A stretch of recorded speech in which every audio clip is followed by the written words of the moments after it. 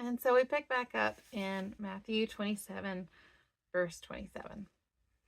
Then the governor's soldiers took Jesus into the praetorium and gathered the whole company of soldiers around him. Now, the whole company, there's a few different ways to look at it, a couple different ways. So it was either between 420 to 600 soldiers or 120 to 200. But it's more than likely that it was between the 400 to 600, and that's how many soldiers were surrounding Jesus, which goes into another passage which we're going to look at. They stripped him and put a scarlet robe on him, and then twisted together a crown of thorns and set it on his head. Now, we just read yesterday about the purple robe, so it could have been both purple and scarlet, maybe purple on one side and scarlet on this side, inside of it. And then twisted together a crown of thorns and set it on his head. They put a staff in his right hand and knelt in front of him and mocked him. "Hail, King of the Jews," they said. They spit on him and took the staff and struck him on the head again and again. After they had mocked him, they took off the robe and put his own clothes on him. Then they led him away to crucify him. Now, this was a cruel game that Roman soldiers would do at this time, and it was particularly for condemned prisoners, especially revolutionary bandits, but they would etch a game board on the floor, and they would roll dice, and they'd move this prisoner around on the floor. And for each one, whether it would be hitting or it would be hitting with the stick, or putting the crown of thorns, it was different things at each spot that they would do, or spit on them, pull his beard. Each one was a different thing that they would do. But that's what is going on here. This is a game to them. This is also official, we're talking about where they are at. It's the official residence of the Roman governor, but also used for camps of the troops that served him. So this is kind of the location of where they are at. So let's continue. Verse 32. As they are going out, they met a man from Cyrene named Simon, and they forced him to carry the cross. Now, Cyrene is in North Africa. Simeon is likely on pilgrimage for the Passover. He's on the way because there was a pretty big Jewish population in that area of Cyrene. So he's probably coming from there. And this cross piece that they put on him, the heavy cross piece there, is weighed about 30 to 40 pounds, and it was strapped across the shoulders. And Psalm 69:21 speaks of this. Also, keep in mind the type of beating that Jesus has already gone through. His back is torn up. It is open, and they put this crossbeam across that on top of this open back. It says in 60, skip forward a little too soon for that one. Okay, let's keep going before I get to the 69 part. They came to a place called Golgotha, which means a place of the skull. Okay, now there is some background here that is quite fascinating. So, if you recall, back at the time of David and Goliath battle, after David kills Goliath, he goes up and he uses Goliath's sword to chop off his head. And then he takes that head, and it says that he took the head and buried it just outside of Jerusalem. And they didn't exactly know where they didn't specify where it was, just that it was outside of Jerusalem. Well, the place of skull, Golgotha, is just outside of Jerusalem. There is speculation and pretty good belief that this is exactly the spot where David buried the head. It makes perfect sense because the place of the skull and Goliath's skull was quite large. So if that's the case, then it's incredibly significant as to Jesus being right here on this spot, and he's dying on the place of the skull of a giant that represents evil. And if you go and study that story, I think my husband actually talks about it in some of his videos, but he talks about the representation of Goliath in so many ways that his armor was even snake-like. So it's very, very interesting when you see the correlations going on here. There they offered Jesus wine to drink mixed with gall, but after tasting it, he refused to drink it. Okay, now this is the Psalm 69 verse 21 reference, and it says, they put gall in my food and gave me vinegar for my thirst. Now later on, it also says they gave him vinegar. So when you're looking at these, this is thousands of years apart, that these little details that you can't possibly say it was written later or try to explain it away. This is prophecy. It was written so many thousands of years before Jesus even was on the cross, or hundreds of years before Jesus was on the cross, and the details perfectly line up every time. But what is gall? Okay, gall is a bitter herb, and it was potentially poisonous. Normally, they would give some wine to those that were suffering, so that way it would kind of numb their senses.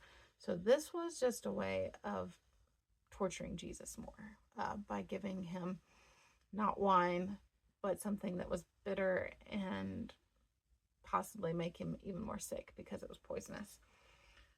So Jesus, after he tastes it and sees what it is, he refused to drink it. When they had crucified him, they divided up his clothes by casting lots. I missed a part here too. Simon of Cyrene, in Mark 15:21, we actually have the names of the sons that he gives, and there is some reference that people believe that in Romans 16:13 that Rufus, one of the sons, is the same one, and then also Alex in Acts 19:33 because of where they were located. So several believe that these are Simon's children, his sons that were with him. And if you've ever heard the song by Ray Boltz, Watch the Lamb, that one brings tears to my eyes because it's just so powerful. So if you haven't, go and look that one up. It's so good to see it, because it talks about the man of Simon of Cyrene with his two small children, and they are coming for the Passover, and this is exactly what's going on. They're coming for the Passover. They have a lamb with them, and he tells his children to watch the lamb, and then he ends up getting pulled in to carry the cross. It's such a powerful story. And then as he finally reunites with his children again, he finds his children, his sons say, "Daddy, Daddy, I'm so sorry the lamb ran away." And he says, "Behold, watch the lamb." And so he points to Jesus. Powerful story. Oh, I've been trying so hard not to cry. Okay, so everything about this is just, it's incredible how much Jesus went through for us. Okay, back to verse 35. So Jesus now has no clothes. There's no protection from any of the flies or the elements. There's nothing there to even, there's no shred of decency. Just complete humiliation. Psalm 22. Let's look at Psalm 22. Dogs have surrounded me, a band of evil men, which also goes again to the 420 to 600 people, as well as this. They have encircled me. They have pierced my hands and my feet. Oh, turn the page. I can count all my bones. People stare and gloat over me. They divide my garments among them and cast lots for my clothing. This is, again, prophecy. This is written as one of the Psalms before, and this is by David that has written this psalm. And sitting down, they kept watch over him there. Above his head, they placed a written charge against him. This is Jesus, the King of the Jews. 2 robbers were crucified with him, one on his right and one on his left. Those who passed by hurled insults at him, shaking their heads and saying, "You who are going to destroy the temple and build it in 3 days, save yourself. Come down from the cross if you are the Son of God." And Jesus only obeys his Father. In the same way, the chief priests, the teachers of the law, and the elders mocked him. He saved others, they said, but he can't save himself. He's the King of Israel. Let him come down now from the cross, and we will believe in him. He trusts in God, let God rescue him. Now if he wants him, for he said, "I am the Son of God." In the same way, the robbers who were crucified with him also heaped insults on him. Now it's saying here that both of them were heaping insults, but at some point we know that one of them has a change of heart. Also, a reminder that this, James and John recently had just been arguing for that place to be on his left and his right. So this is a stark contrast to what they didn't know that they were asking for. And perhaps the reminder here is when they're saying that if you are the Son of God, or you are the Son of God, and saying all these things to him, you are the King of Israel, and he trusts in God, let God rescue him now if he wants. Perhaps all those things that were insults were also helped him find some strength in the middle of it, that to remind him that I am the Son of God. I am here for this purpose. This is who I am. So what the enemy uses for insults, God can turn that around and use it to give us the strength sometimes we need, and to turn it around, and for Jesus, maybe to give him more of the resolve. I am the Son of God. This is my purpose, is to be a sacrifice for these people. And they said that that you're going to you who are going to destroy the temple and build it in 3 days. Again, it's another reminder. You said this. I did say it, and it will happen. In the middle of my pain, in the middle of all of this that is for right now really hard for me to see as the human side, that helps with the reminder that I am doing exactly what I need to do.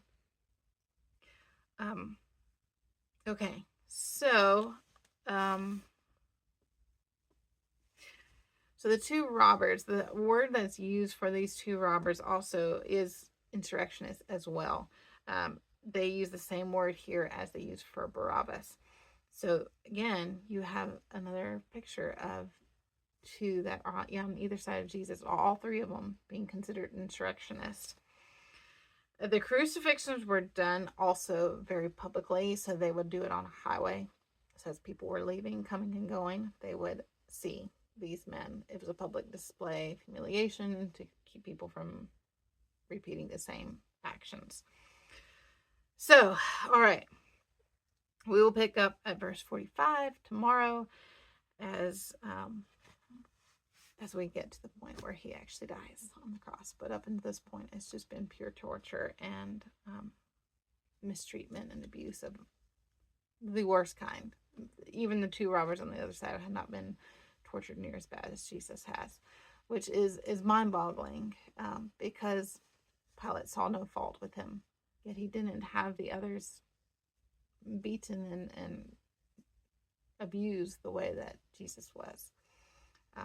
But it all came to fulfill the prophecies that were said, and for Jesus to have gone through everything known to man in order to be an example for us and someone to identify with the hurts and the pains that we go through.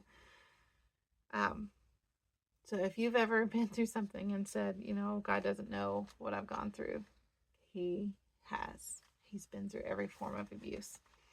Also, look at Isaiah 53 and just read through that whole passage.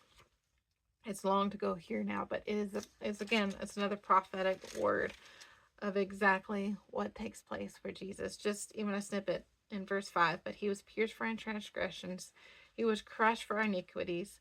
The punishment that brought us peace was upon him, and by his wounds we are healed. In verse 7, he was oppressed and afflicted, yet he did not open his mouth. He was led like a lamb to the slaughter. Every single word in Isaiah 53 is prophetic to what was taking place with Jesus at this time. So we'll pick up tomorrow.